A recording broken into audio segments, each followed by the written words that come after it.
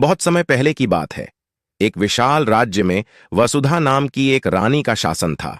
वसुधा केवल एक शासक ही नहीं, बल्कि एक वीर योद्धा भी थी, जिसे अपने राज्य और प्रजा की रक्षा के लिए किसी भी हद तक जाने का साहस था।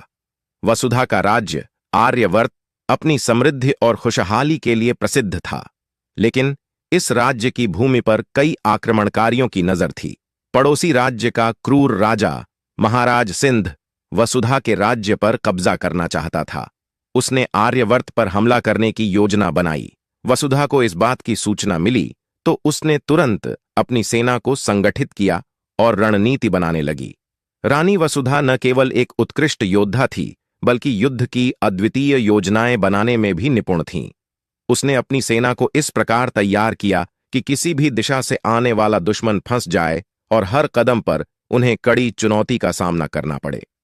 जब महाराज सिंध ने अपनी विशाल सेना के साथ आर्यवर्त पर हमला किया, तो रानी वसुधा ने खुद अपनी सेना का नेतृत्व किया। युद्ध के मैदान में वह एक सच्ची योद्धा की तरह लड़ी। रानी ने दुश्मन के कई योद्धाओं को अपने धनुष बाण और तलवार से परास्त किया।